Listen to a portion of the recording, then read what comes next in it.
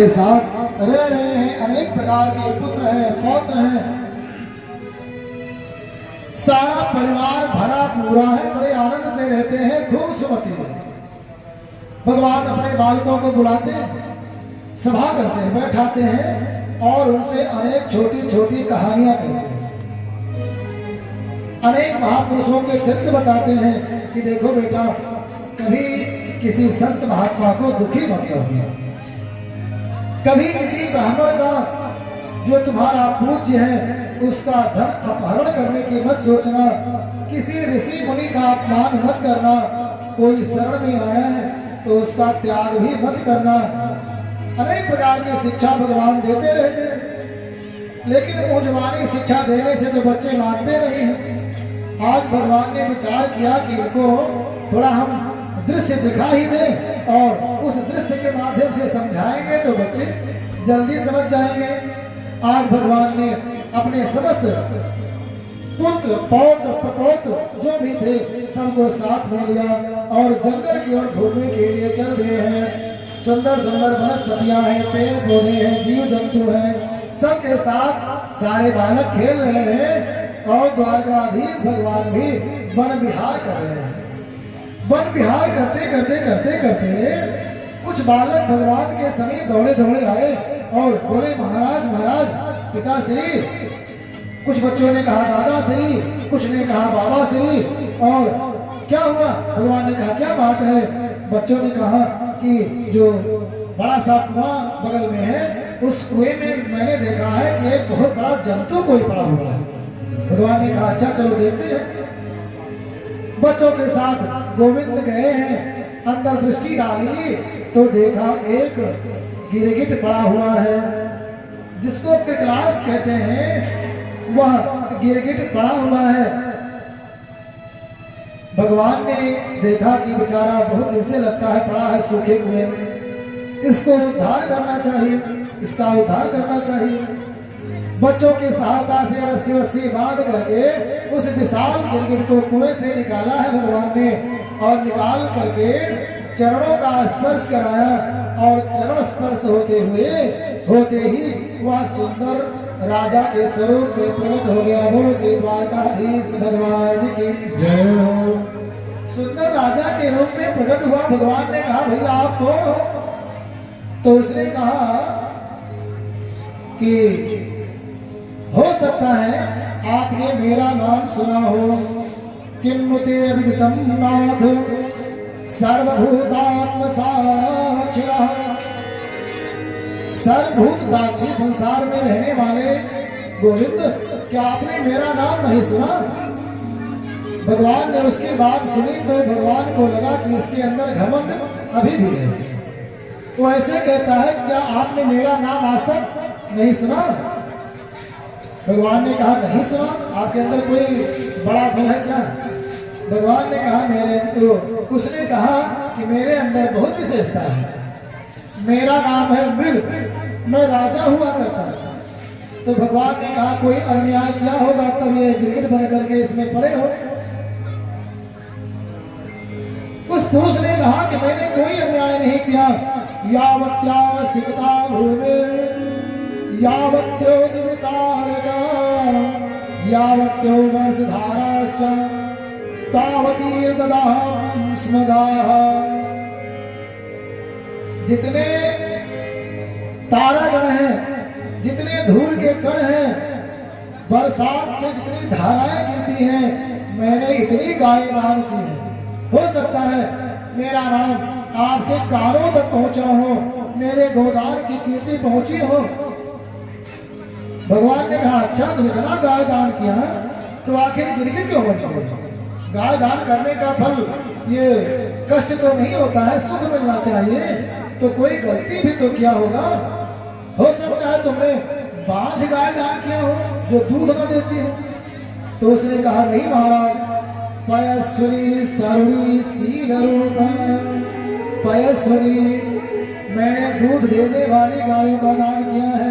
भगवान ने कहा अच्छा तब गिरगिट क्यों मर गए? बूढ़ी बूढ़ी गाय दान किए होंगे। तो उसने कहा नहीं तरुणी, मैंने सुंदर जिसको कलोर कहते हैं, नई नई गायों को मैंने दान किया है। तो भगवान ने कहा मारने वाली गायों को दान किया होगा जो अपने सींग से मारती दौड़ती है। लोग दान करते थे ना गौदान, अब तो मानो नहीं कर रहे हैं। अब संकल्प में जानते हो क्या बोलना पड़ता है?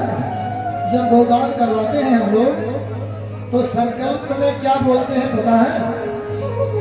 गो निष्क्रिय भूत द्रव्यम तुभ्यमहं संवर्धते, अर्थात गोदान के रूप में द्रव्य दान कर रहे हैं। तब यजमान जी 11 रुपया ले लेते हैं और गोदान कर देते हैं।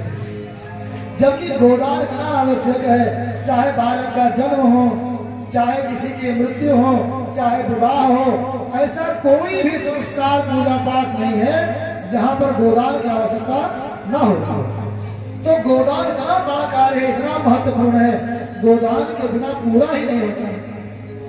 उसके बाद सांगता करते हैं। सांगता का मतलब होता है न्यून अतिरिक्त दोष निवारणार्थम सांगता दान। कोई कमी रह गई हो, त्रुटि रह गई हो, उन सबको पूरा करने के लिए सांगता करते हैं। तो गोदान सांगता इतनी आवश्यक है, फिर भी क्या करते हैं? गोदान अगर गाय देना भी चाहे तो पंडित जी नहीं लेना चाहते, तब वही 11 रुपया लेकर के अपना पीछा छुड़ाते हैं, बात खत्म। और गोदान हम देखे भी है, गोदान करते हुए हम तो गोदान में लोग वही गाय देते थे जो घर पर इफरात रहती थी, फालतू रहती थी। तो भगवान ने कहा कि तुमने मारने वाली गाय दान किया होगा। राजा मृग ने कहा नहीं, शील रूप, जो शील रूप है, सीधी गाय है, मैंने उनका दान किया है। भगवान ने कहा कोई जर्सी और ये जो विदेशी नस्ल की गाय है उनको दान किया होगा, जिनके अंदर कोई गुण नहीं होता है, जिनका दूध दही कुछ भी लाभकारी नहीं है। अच्छा, भैंस और जर्सी गाय का दूध रख दो, तो घी रख दो अगर 6 महीना तो खराब हो जाएगा। लेकिन देसी गाय का घी जितने साल रखोगे उतने पुराना, उतने उसमें गुण बढ़ता है। और भैंस और जर्सी आदि जो संकर वर्ण की गाय है उनका घी खराब होने लगता है, ये अंतर है। तो राजा मृग ने कहा नहीं, गुणोपपन्ना कपिला, कपिला गाय मैंने दान किया है जो अनेक गुणों वाली होती हैं। तो भगवान ने कहा कि वैसे कुछ सांगता दक्षिणा सोना चांदी को साथ में किया नहीं होगा, वैसे केवल गोदान कर दिया होगा। तो राजा मृग ने कहा नहीं प्रभु, हेम श्रृंगी, उनके सींगों में मैंने सोना मढ़ा करके दान किया है।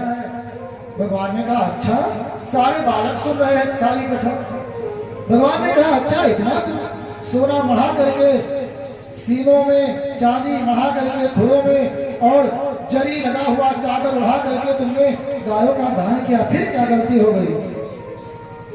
भगवान ने कहा हो सकता है तुमने अन्याय से धन कमाया हो, उसी से गाय खरीदते हो और वही दान करते हो।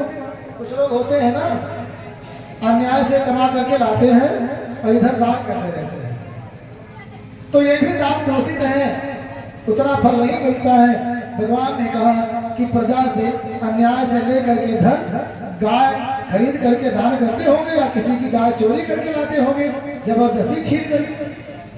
राजा ने कहा नहीं प्रभु, न्यायोजिता, न्याय से कमाई हुई गायों को मैंने दान किया है।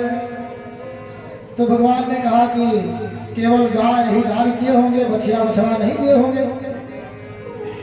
राजा मृग ने कहा नहीं प्रभु, सबतसा, बछिया और बछड़े के साथ मैंने गायों को दान किया है। सबतसा गौदान करने का बड़ा फल है। बछड़े को वत्स कहते हैं। क्या कहते हैं? वत्स। वत्स माने पुत्र भी होता है, और इसी नाम से भगवान को भक्त वत्सल कहते हैं।